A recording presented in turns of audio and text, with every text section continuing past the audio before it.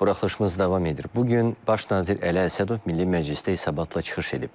Belə bir hesabatlılığın hökumətlə Milli Məclis arasında səmərəli və işgüzar əməkdaşlığa əhəmiyyətli fayda verdiyi vurğulanıb.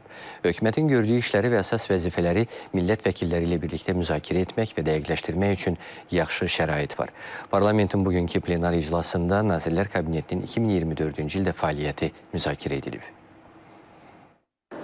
Vacib məsələnin müzakirəsi başlamasından əvvəl deputatlar öz aralarında müzakirə aparırlar.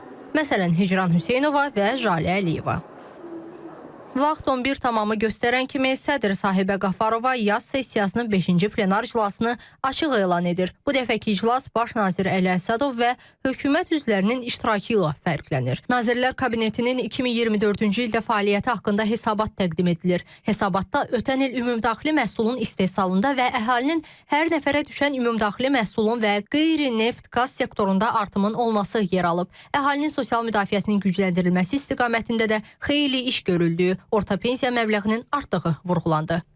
2024-cü ildə əhalinin sosial müdafiəsinin gücləndirilməsi məqsədi ilə dövlət büdcəsi xərclərinin 39% və ya 14,6 milyard manatı sosial yönümlü xərclərin maliyyələşdirilməsinə yönəldilmişdir.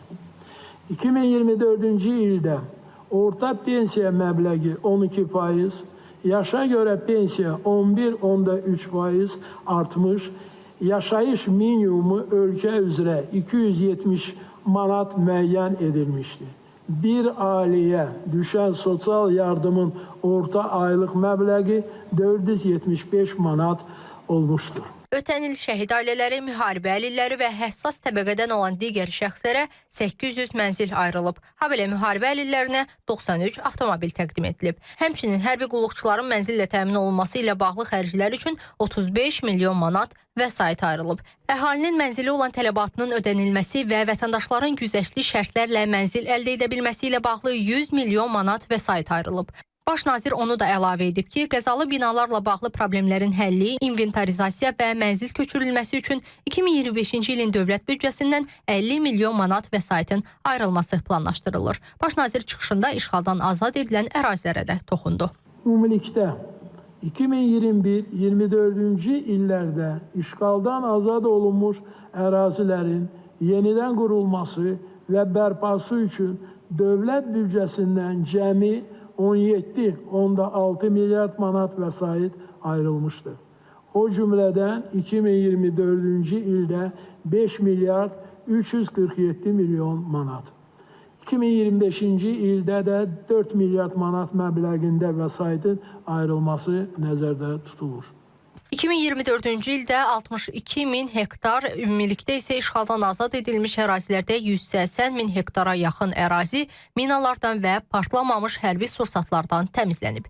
2025-ci ildə isə 65 min hektardan artıq ərazinin minalardan təmizlənməsi planlaşdırılır. Hazırda bu kəmər vasitəsilə qazımızı alan ölkələrin sayı 12-yə bərabərdir. Təbii ki, hesabat müzakirələrində deputatların həm razılığı, həm də narazılığı qeyd olundu. Xeyli təklif səsləndirildi. Sonda hesabat səsverməyə çıxarılaraq qəbul edildi. Rəqsanə Qasımzadə, Rüfət Əliyev, İTV Xəbər. Ölkədə ətin bahalaşması həmişə yeni xəbərdir və bu informasiya ətrafında suallar çoxalır. Ət o məhsullardandır ki, bahalaşma kəsim məntəqələri və satıcılar üçün əlverişli deyil. Lamiyə Xəqani qızının reportajı.